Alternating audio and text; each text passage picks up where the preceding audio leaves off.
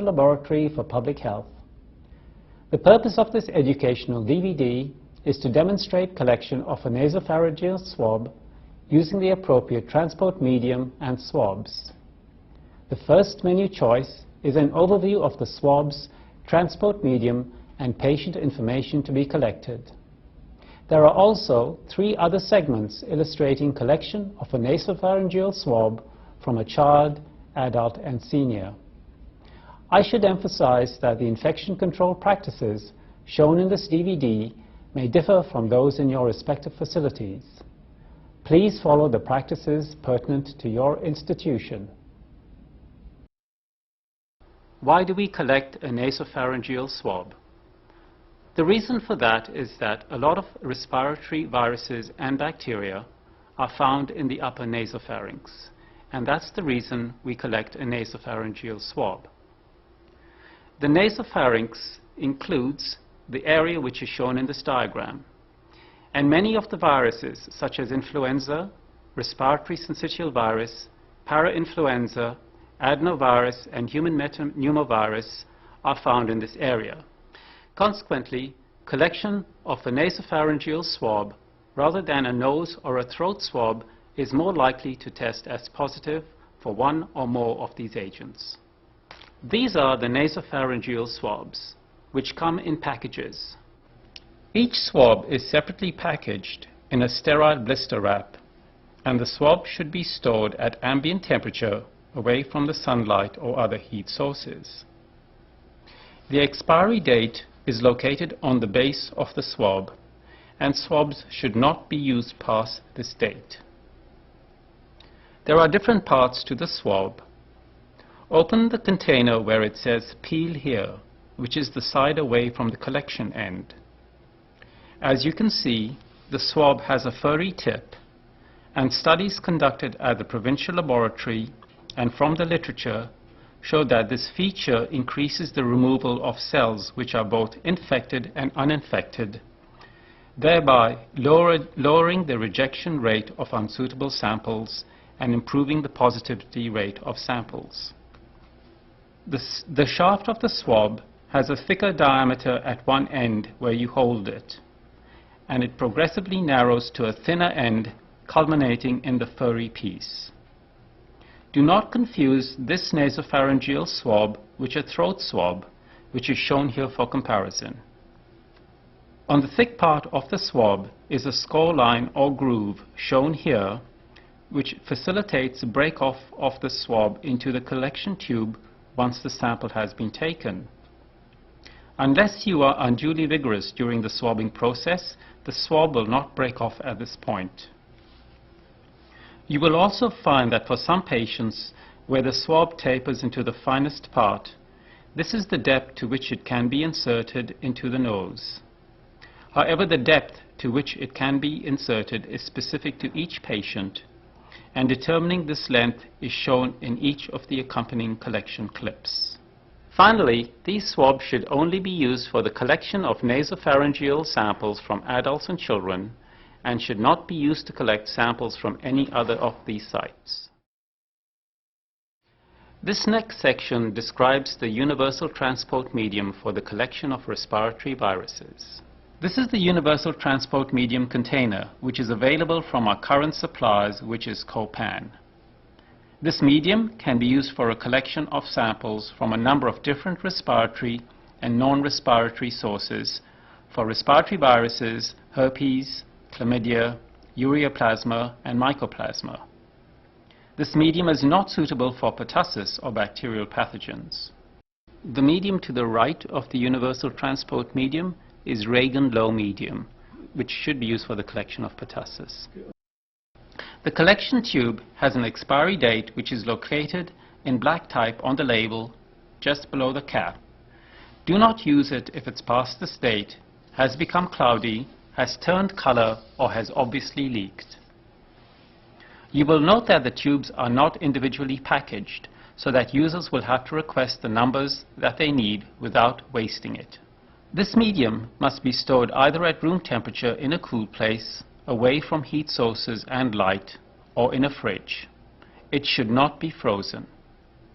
Once the sample has been collected, it should be stored in a fridge in a cool, light-free place for no more than 4 to 8 hours prior to transport to the laboratory. If a fridge is not available, it can be stored for about 8 hours at room temperature in a cool place.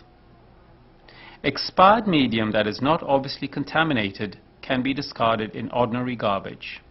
However, if it's contaminated, it should be discarded with medical waste so that it gets autoclaved and incinerated. Once you've collected the sample, ensure that you've labeled the sample device with at least 2 patient identifiers, specifically the patient name and either the personal healthcare number or date of birth. In addition, please include the specimen source, such as nasopharyngeal or throat swab. The collection tubes should be labeled either prior to or immediately after collecting the sample so that you avoid patient mix-ups and incorrect labeling, especially when collecting multiple samples from the same or different patients. Finally, if you're collecting a nasopharyngeal sample for respiratory viruses, send it in this universal transport medium. However, if it is for Bordetella pertussis, send it in the Reagan-Low or equivalent transport medium, which is shown here. Please do not mix the two, as the viability of the bacteria or viruses will be adversely compromised and the sample will then be not accepted. Prior to collecting the nasopharyngeal swab, assemble the appropriate supplies such as a pen, requisition and viral transport medium. Check the expiry date of the transport medium on the container to ensure that it's still in date. Follow the appropriate infection prevention policy of your institution, which may require a mask and gloves.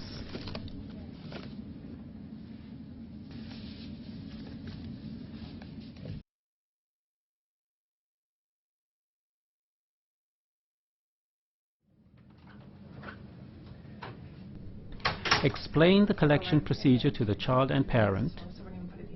Make the patient comfortable. Swing your legs around.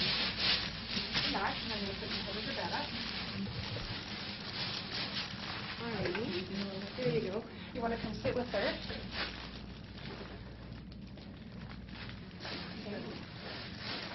Okay. And Mom can hold your hand if you need to, okay? Alrighty.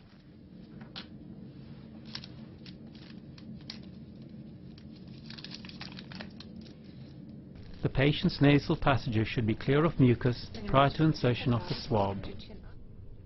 Check the distance from the tip of the ear to the nostril and insert the swab to at least half that depth.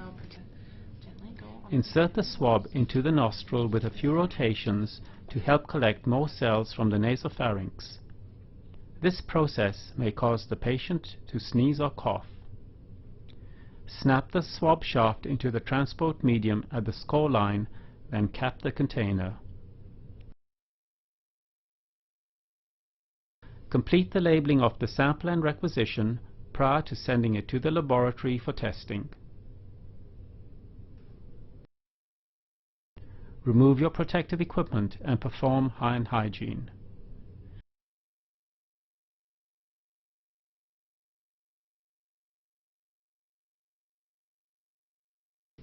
Prior to collecting a nasopharyngeal swab, assemble the appropriate supplies such as a pen, requisition, and viral transport medium. And can we just double check the requisition against your name? Check that you have the correct patient. Check the expiry date of the transport medium to ensure that it has not expired.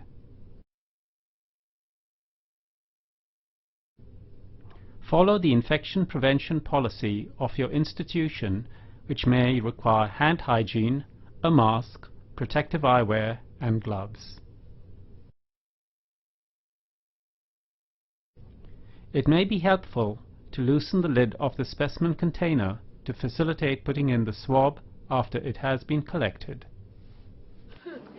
Okay, Melanie, we're going to now, actually I just want to do a check with your nose. So I'm going to have you just wipe, if you can, your nose and see if you can remove all the secretions. Yeah. The patient's nasal passages should be clear of mucus prior to the insertion of the swab. Check the distance from the tip of the ear to the nostril and insert the swab to at least half that depth. Insert the swab into the nostril with a few rotations to help collect more cells from the nasopharynx. This process may cause the patient to sneeze or cough. Snap the swab shaft into the transport medium at the score line, then cap the container. Then remove your protective equipment and perform hand hygiene.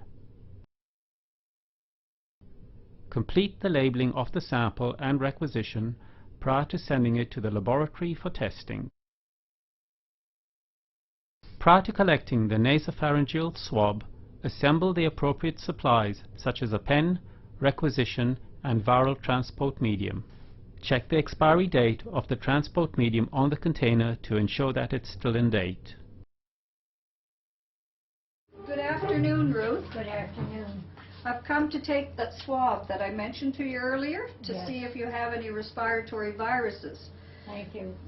Make the patient comfortable. Now my nose Follow is- the appropriate infection prevention policy of your institution, which may require a mask and gloves.